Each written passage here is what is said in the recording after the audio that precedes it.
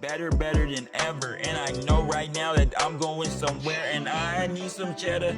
Oh, baby, better not go. Hey, what's up, everyone? It's Andre Luck here with my next episode of the Sports Sales Show, where today I'm going to talk about how sales leaders can use AI to help them with their one-on-ones and their meetings with their reps so they keep up on top of all their notes. So as you look back, when I managed a staff, at one point I had over 22 reps. And so it was tough to keep up with every single one, like what were the conversations we had, keeping up with all the notes. And so we'll talk through how you can form a system and a process to go ahead and do that, and then how AI could help you better prep for those meetings and just be more thorough and more detailed in the agenda that you're setting, so you guys can make them more productive and maximize that time together versus just checking it off as something to do on the checklist. So like I said, it's tough to keep up with everything that they have going on as you're bouncing from meeting to meeting. That's kind of the current state for most managers. So whether you're a veteran manager, but definitely great for like newer managers who are trying to form that system and that process and structure of what a one-on-one meeting should look like and what should follow-up look like after that, and how do you continue to grow and develop each of your reps. This is a great way to utilize that in the system that you can put together. So instead of just kind of unstructured or ad hoc, like, hey, catch-up sessions, like you have a very detailed process. They're coming to the meeting with something. You have follow-ups that are quickly built for you, and you can just get more done and continue to scale and increase your bandwidth, which is one of the biggest opportunities here with AI, like we've talked about before. So the ideal state, first and foremost, yeah, AI is only going to speed up whatever system or process you have. So if you have a flawed system, it's not going to help benefit you. It's just going to speed up just more of the errors that you're doing. So I would say before you even look to put in a system or anything into AI, it's like build out exactly what you want your meeting flow to look like. What's the cadence that you want to have? Make sure that you have an operating rhythm, so those are on the books. Those meetings are already locked in every week or every 2 weeks or once a month, whatever that flow is that you have with your reps, and have an agenda. Have exactly what it is that you want to talk about. Have exactly what you want them to bring to the table. Have metrics and have structure that you can map out, and you have consistency and a similar flow into each meeting so that they're being productive. Where I struggled, and even today as I work with different companies and do some fractional leadership, is I'll just jump on and be like, hey, what's going on? And eventually we'll navigate and kind of get to where we need to get to, but I could be a lot more structured, a lot more thorough, and to the point of, hey, let's make sure we cover these 5 or 6 things to start every meeting. If there's time to cover other things or other things we're going to talk about, great. Or if not, like, you can get time back in your day and we can all move on and go on where we need to. So just having that structure and that process into what it is that you want to do and having an agenda set, it's going to help with this, because now AI could take that similar consistent flow. You're not talking about one thing this week and another thing the next week. Like, it could read the data and the analysis you're going to put into it because it's a similar consistent flow, and you can track the progress week over week, month over month on everything that it is you're doing. So ideally you have that. Your reps bring what they need to the meeting. The other part that's real big for this to work is, like, there's work that we have to do on our part as leaders. Like, we have to make sure we document, whether it's some sort of like recording system. Some people are doing that now and have an AI just kind of record, and it uploads notes and transcripts from the meetings for you. But taking really detailed notes, or as soon as you get out of that meeting, like making sure that you're not jumping to another meeting, but like typing everything out while it's fresh. So whether it's a Word document, a Google Doc, whatever it is, what did we talk about? What were some things that stood out? What's expectations of them? What do they need to commit to or get accomplished over the next few weeks? Like, you have all that in there, because you can be like, oh, I'll get to it, tonight, or get to it the next couple of days. It's not as fresh. And I've done that before, and you kind of go back, like, what do we talk about? Or this came up, and you're kind of rack your brain, or maybe you have to go back to them. But like, if you could do it real time in the moment, it's going to make it that much better, because now you got real actionable insights that are fresh in your mind, and AI can help kind of structure that for you. So how it works is you keep this log, and after every meeting you're writing it in, but then you're uploading this into AI. So whether you have a prompt or a folder book for this in like a ChatGPT or Copilot, whatever it is that you use, and I'll show here in a little bit, I'll do a screen share, like you're uploading that into AI with a specific prompt on, hey, here's the output that we want to get back based on these notes. And so you'll ask for like common trends out of the last few meetings. Like, here's my notes from the last 3 meetings that we had. Call out any common trends. What are things that they continue to struggle with? What are things that they're doing well? And it'll give you this output, this summary that you can read, and keeps you on top of everything that's going on with them. But you can share this with them as well. so that they have a kind of a post-meeting summary and next steps and actions, and you guys are both on the same page. The good thing too is it's all logs. You can always go back to it if you need to, or before your next meeting, you could quickly jump in and see where did we leave off. All right, what is it that we talked about, and what's the agenda that we have for the next meeting?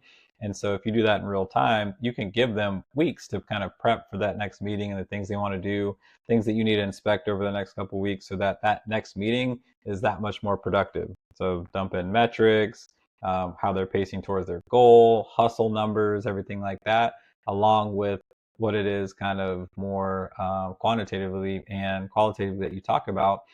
Type all that out, put it in there, and so you have this recap after every meeting, and you're allowing AI to kind of structure it and set up next steps for you, and even call out things that you probably haven't weren't even thinking of. I've talked about before how you can use it like in your deal process to call out risk, or political things you need to think about within an account or a company that you're working with, and bringing in other stakeholders. It's very similar for a rep. Like, hey, here's a theme that keeps coming up in the meetings that if you're just going back and forth kind of talking, you may miss, or they struggle with this back in the past, and here's something that we want to make sure that we get out in front of so we don't get in that later. And so if you do that well, then you'll have really good notes you can go back to when you do quarterly reviews or mid-year reviews or end of year. And we'll talk about that in the next episode about building out performance development plans based on this and using AI to do it. But what this really solves for, it eliminates that recency bias. Let's say you meet bi-weekly and you've had obviously 6-8 weeks of meetings. Really what you're going to hone in on is what you probably talked about in the last meeting, or maybe you saw them close a deal or struggle on a call, and like that's going to be the first thing you lock in on. But if you just add that as another data point in a list of other notes from the past 4 to 6 weeks, now that doesn't become the focal point of your meeting. It's just another data point mixed in with a lot of other things that you guys have talked about. And you just have more consistency, and it's more relevant to what's actually going on, not the first thing that comes to mind when you think about that rep or their most recent interaction or something that they struggled with or did well. It's a little more mapped out over time and more consistent. Um, Obviously you could be more proactive because it's going to pull out, hey, here's some risk. Like the last 3 meetings, they said that they were going to achieve this number of meetings completed, and they haven't done that. And so now we can get out in front of it, where you might be like, oh, I think they're doing a pretty good job. They're setting more meetings than other people. But if we've documented, and you can go back to it, it'll call that out for you and tell you, hey, here's some actions that you can take to get them back on track. It's not to punish them, but it's like to help you be a better coach and better leader with them so that you can help them move forward and progress. I talked about mid-year reviews. That's great there, and helping build out performance plans. But it's just more consistent, and you stop talking about the same things every single meeting. So, a lot of times you just kind of, hey, what's going on? Let's catch up. But it's actually helping you build an agenda on what's most relevant and what's most pertinent to them. Not, tell me how, a recent win you had. Tell me like the last few weeks. You can go back and be like, hey, last meeting we talked about X, Y, and Z. We wanted to get this accomplished over the last 2 weeks. So what I'm going to do next is share my screen. And so walk through a few scenarios here where you can use what we talked about with ChatGPT to help you upload those notes and then help you build out next steps in the process for you. So let me pull this up here.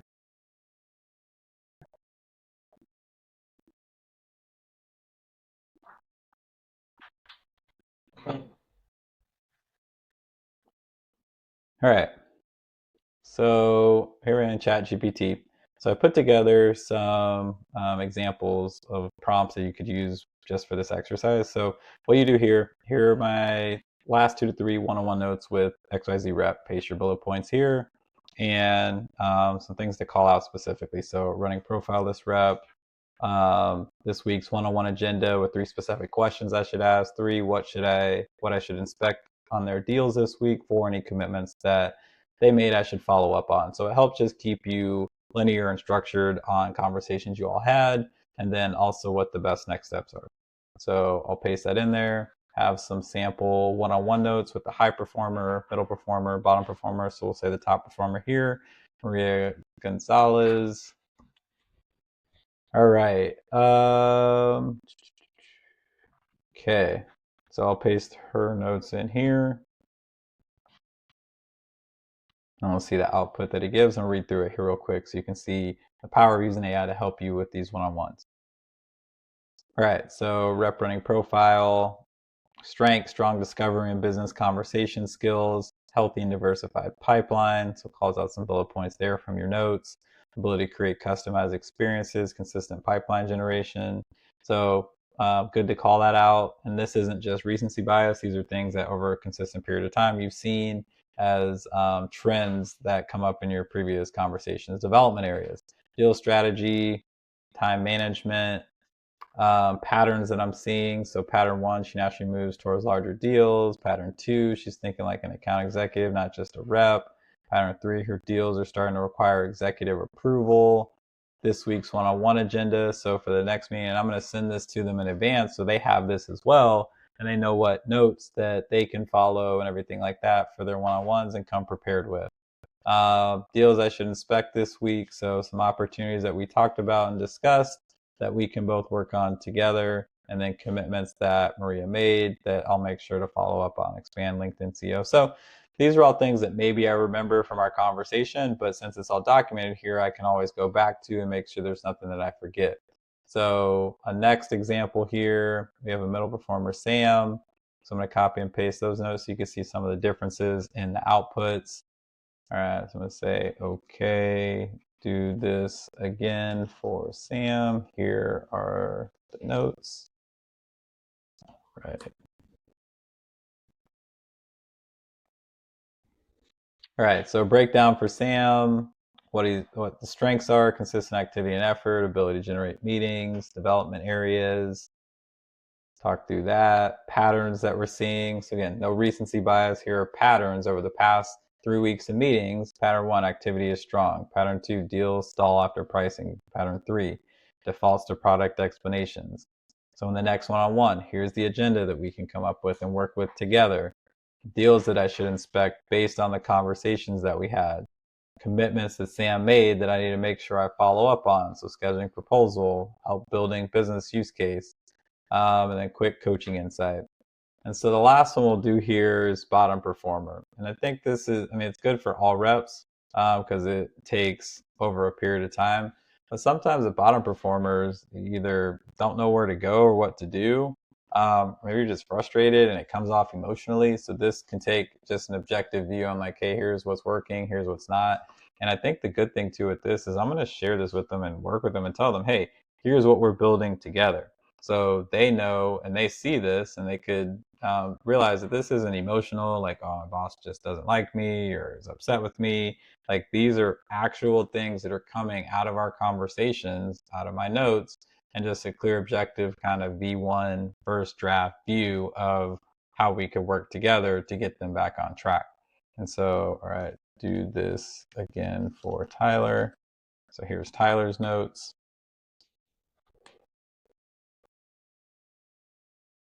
All right, so same thing. Strengths with bottom performers, sometimes it's tough to focus on and hone in on their strengths. So I think it's super important to give them confidence so they know exactly what it is that they do well that you could build off of. And then development areas, this is just calling it how it is. The outbound calls activities are low. If I say, hey, you need to make more calls, or you need to book more meetings, or you lack confidence, like that could come off very emotional and accusatory. And if they're seeing this here with me, and I'm sending a summary of this to the reps too, so they get it, they have the agenda and talking points for next meeting, and they realize like this is just objective calling out. And again, like there's context, there's commentary and color that both of us can add to it, but at least it's a starting point for the conversation, unbiased, objective view on where we can get better, not, oh, I'm just not my boss's favorite, or they got mad at me last week. Like it's just taking the data that we have in the notes to put in here. And so you see in all these situations, if you're doing a really good job of documenting this coming right out of the meeting, you're putting this, uploading it into ChatGPT, you're getting this output, sending it over, you're giving yourself time to prep and prepare, but you're also giving your rep time to prepare for the next meeting. And before the next meeting, you can jump back on and be like, oh, what did we talk about last meeting? And dive deeper into that. So that's one way you could do it manually. You could also, they have projects here in ChatGPT, so you can create a folder. So for this example, I did like rep one-on-ones, and I did one for all of them. So Maria, Sam, Tyler. In the sources, I uploaded that prompt, so it knew anytime I uploaded notes, it would automatically just give me the output that I'm looking for because I trained it and coached it. So you could upload other files and sources here. So we'll do it again for Tyler just so you could see. So I just took, all I put was the notes from the last 3 one-on-ones. I didn't prompt it or anything like that because I already coached this folder on the prompt. You could do this with an agent as well, but similar output. So it's already in there, it's logged, it's referencing that document that we uploaded. And so I have a folder now for each of my reps that I could just go to and always go back to. And then it's not just a random chat thread within ChatGPT. Like there's a folder that I have built specifically for that. So let me stop sharing there. All right, so that's ways that you could use ChatGPT that we talked through, but also seeing it. If you use Copilot, Gemini, whatever it may be, I use Journey a lot too. It's something we could create with that as well. Those are ways that you can use AI to help you manage and as a rep or as a leader, keep up with next steps and everything like that. So every episode I could talk about, I like to talk through things that either stood out or a question I got that really sparked my interest. One that I got this week working with the Grizzlies was, hey, all the training is great because we cover heavy B2B training. We also talk a lot about how this applies to groups, organizations, nonprofits, because they have similar type setups and structures based on priorities and bringing other stakeholders. Like, but I was working with the inside sales team in a breakout session. They're like, what about like B2C buyers? How does this apply to us? Who's calling most of single game buyers, pass ticket buyers, things like that? I said, well, first off, a lot of the people that you're going to work with are business people as well. We just see them as fans, so they come out with their friends, their family, they're just a big fan of the team, whatever it may be. But if they're buying tickets, especially NBA tickets and good seats, like they're probably somewhat level of a manager or higher up executive within their company, or at least can point you in the right direction to that person. So it's going to teach you a lot what we just went through. For those situations, you can better cross sell. But let's say it is for someone that you're reaching out. A lot of the prompts that we built, and I'm going to share my screen so you can see them. They're heavy B2B focused because that's a lot of what the training is. But we use AI to build the prompts. So we tell them, hey, we're at this stage in the deal cycle. We need a prompt that looks like this. And so it helps build output. We go back and forth till we get one that we feel good about. I said, what I would do first is take that prompt sheet that we gave you. AI helped us build it out. So just put it into AI and say, hey, this is heavy B2B focused prompt sheet, but I work a lot with B2C. So help me rewrite these prompts more for B2C. And so like you see here, researching your prospects' top 3 priorities, here's a prompt that we would give someone that's reaching out to a company to identify their top 3 priorities. Messaging to that person. So you're reaching out to a CFO or VP of sales. Here's messaging that could help you with that. Here's a sales engagement plan that you could build. All these steps, you're building out a CFO ROI prompt. All that's heavy B2B focus. And so take that, upload it into AI, and have it rewrite prompts for you that are more B2C focused. So I did that. And so I took all the prompts. I said, this is a prompt that I have mostly for B2B sales. Rewrite this for B2C. So it's all the prompts I just showed on that page or on that sheet, 20 something different prompts. And it rewrote it. So it rewrote it more for fans, more for NBA fans, B2C fans. So research and sales prompts for B2C. So understanding the fan versus understanding a company's top 3 priorities. Summarize the fans' top 3 motivations. So priority spending quality time together, kids experiencing live sports, affordable entertainment close to home. So now it's going to give you an output that could help you with doing research or preparing messaging now. Write a short text or email follow-up for a fan who attended a game. That's different than trying to book a meeting with the CEO or president of a small business. And it gives you even examples that you could focus on. I saw you came out to the Warriors game on Sunday. Hope they had fun seeing Steph play live. So again, B1, but it at least gives you something to work with and work off of. But taking that B2B concept and then applying it to B2C, just having it rewrite. And so this is a decent first draft. I would probably go back and forth with this a little bit, make it more customized towards me as a inside sales rep or a sports sales rep that's focused on B2C. Same concept. No matter what it is you're selling, you could use AI to help you in each stage of the process, from research to closing deals to sending proposals and even post sale, everything like that. Use AI to help you. So that was something that I had recommended they'd try, and I said I would do as a follow up as we continue to work with them to talk through with them. Let me stop sharing here. Also, like to do shout outs. So I mentioned the Grizzlies, but just want to give them a shout out because I've followed them from afar. They do a great job posting on LinkedIn. They do a lot around development growth, making sure their people are moving up, career growth, everything like that. So getting to see that firsthand was really cool to get to work with them more closely. But I think one of the things that really stood out to me is like some of their top people are really leaning into AI. A lot of times people think it's for newbies, or the veterans are kind of resistant, but they're top performers. Like I use it in every aspect of my personal and at work, and as the power user within there. And I think that's really strong when you see someone at the top there who's really focused on that, and then pushing it down, it gets the others to buy in that much more quickly. So excited to continue to work with them on B2B best sales processes, but also how they can use AI to generate more revenue and everything like that. It was also cool because a few of their reps came up to me like, hey, I actually watched some of your videos on YouTube and came across you, so I was excited for you to come in. And one even, I've gotten a couple questions recently of people who've asked like, hey, what's that song that plays in the beginning and end of your videos? Like I want to see where I could like find that or download it. And for me that's really special because it's actually I took snippets from a song that my younger brother made. He had passed a couple years ago, and so as I was going back and listening to some of his songs, I knew at some point I wanted to do like a podcast or some sort of like show that was related to sales and sharing best practices. And then those parts, I was like, oh, I'm going to make that the intro and outro for my song. So it's really cool every time I put together a video and get to do that and hear it, but even cooler for other people to hear it as well. And, when someone had asked me about it, it's like, wow, like I could see how special this is. I could see the smile on your face just telling about, what the song is and who did it. And so that was really cool that I get to hear it all the time, but also get to share that story because really good memories for me. So, but in closing here, for managers, for reps, this is a great opportunity for you to stay up on your conversations. I would say even more so for reps. Like, don't wait for your manager to do this. Like, this is something you could be proactive on and take leadership or take ownership of.